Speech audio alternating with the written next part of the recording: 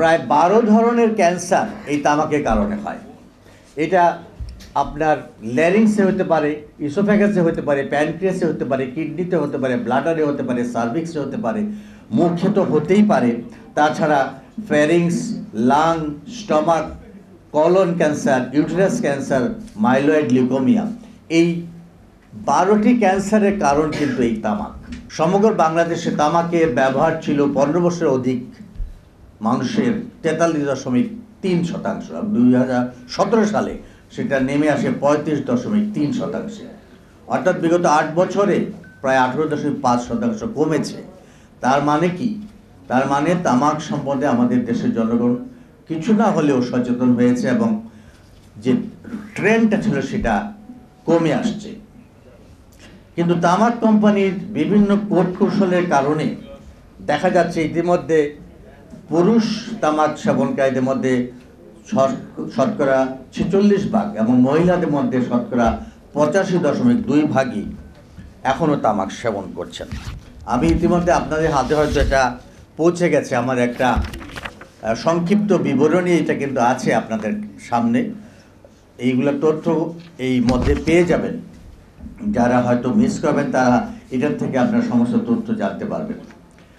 এবং এটাও আপনাদের জানা দরকার যে এই তামাকের কারণে আমাদের শুধু যে তামাক গ্রহণকারী মৃত্যুবরণ করে তা নয়, যারা তামাক গ্রহণ করে না কিন্তু তামাক গ্রহণকারীর জন্য পরোক্ষভাবে প্রায় 42.7% কর্মক্ষেত্রে এবং 23.4% গণপরিবহনে এই তামাকের ক্ষতির শিকার হয় এবং তাদেরও ফুসফুসে ক্যান্সার, হৃদরোগ হয়ে থাকে। যার জন্য পাবলিক প্লেসে তামাকটাকে নিয়ন্ত্রণের জন্য একটা আইন করা হয়েছে। আর পাবলিক প্লেস বলতে আমরা যেগুলো বুঝি, যেমন সীমা স্টেশন, বাস স্টেশন, অফিস, আদালত, হাসপাতাল, কর্মক্ষেত্র, সব জায়গায় কিন্তু পাবলিক প্লেস।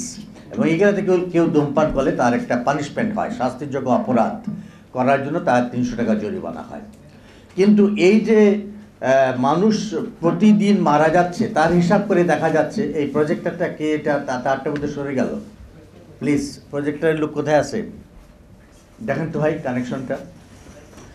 এই কারণে প্রতিদিন বাংলাদেশে প্রায় 442 জনের মৃত্যু হয় এই তামাকের কারণে। কিন্তু আপনারা জানেন যে আমরা যদি একটা প্লেন ক্র্যাশ হয় 60 জন বা 70 জন মৃত্যুবরণ করে তাহলে কিন্তু বিরাট একটা নিউজ আপনারা করেন এবং সারা বিশ্বেই বিবিসি, CNN দেখা যায় যে ওই 65 জনের মৃত্যুর জন্য যে প্লেন ক্র্যাশ হলো সেটা দিয়ে বিরাট নিউজ করে। কিন্তু তামাকের কারণে প্রতিদিন যে 442 জন মারা যাচ্ছে এটা কিন্তু কোনো নিউজ হয় না, এটা নীরব ঘাতক। সুতরাং এটা একটা মারাত্মক খবর।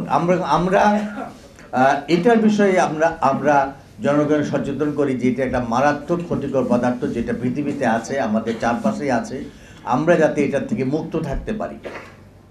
বাংলাদেশে এই তামাকের কারণে প্রায় 12 লক্ষ মানুষ প্রতি বছর অসুস্থ হয়। তার মধ্যে প্রায় 3,82,000 মানুষ পঙ্গুত্ব বরণ করে, অর্থাৎ তাদের স্ট্রোক হয়, প্যারালাইসিস হয়, তারা পঙ্গু হয়ে ঘরে জীবনযাপন করে, তারা কর্মজীবী জীবনটা তাদের নষ্ট হয়ে যায় এবং 1,62,000 লোকের প্রতি বছর মৃত্যু হয়। এই যে মৃত্যুটা হয় প্রতি বছর, এটা কিন্তু আমাদের জন্য একটা বিরাট ক্ষতির। কতটা পরিবার যে ধ্বংস হয়ে যায় এই তামাকের কারণে সেটা ওই পরিবারের কষ্ট না থাকলে বোঝা যায় না। বাংলাদেশে তামাক কোম্পানি সব সময় উদ্দেশ্য করে তরুণ যুব সমাজকে, অর্থাৎ তরুণদের প্রতি তারা টার্গেট করে যাতে তরুণদের যদি একটা সিগারেট ধরিয়ে দিতে পারে তাহলে কিন্তু সে সারা জীবন ধূমপানে আসক্ত হয়ে যাবে।